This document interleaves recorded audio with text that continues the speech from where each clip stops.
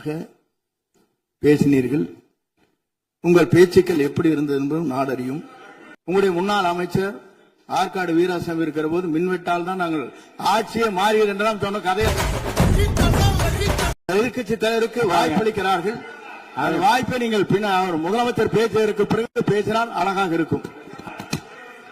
பள்ளிக் கல்வித்துறை அமைச்சர் அவர் ஒரே ஒரு வார்த்தையை தான் சொன்னார். பாடுறார்கள் எத்தனையோ வார்த்தைகள் சொன்ன போது சகிப்புத்தன்மையோடு அதை கேட்டு பொறுமையாக இருந்தோம். ஒரு சட்டமன்றத்தில் ஒரு உறுப்பினர் எப்படி நடந்து கொள்ள வேண்டும் என்பதற்கு எடுத்துக்காட்டாக தமிழக வெற்றி கழகத்தின் உறுப்பினர்கள் நடந்து கொண்டார்கள். என் நெஞ்சில் குடியிருக்கும்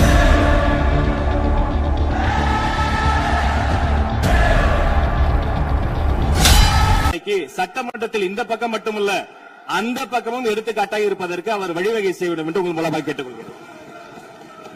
பொதுப்பணித்துறை அமைச்சர் எதிர்கட்சி தலைவர் நேற்றைய எதிர்கட்சி தலைவர் பேசும்பொழுது நாங்கள் அமைதியாக இருந்தோம். ஆனா இன்னைக்கு மாண்புமிகு முதலமைச்சருடைய முதல் உரை கடந்த 4 நாட்களாக திராவிட முன்னேற்ற கழகம் முதலமைச்சர் ஏன் பேசலன்னு சொல்லிட்டே இருந்தாங்க. இன்னைக்கு பேச ஆரம்பிச்ச உடனே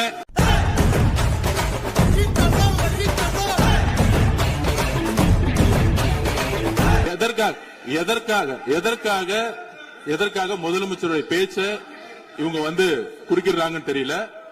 நீங்கள் சொன்னது மாதிரி முதலமைச்சர் பேச வேண்டும். பேசிய பின்பு கருத்துகளுக்கு பதிலளிக்க அவர்கள் பதிலளிக்கும், நாங்களும் பதிலளிக்க தயாராக இருக்கிறோம் பதிவு பண்றோம்.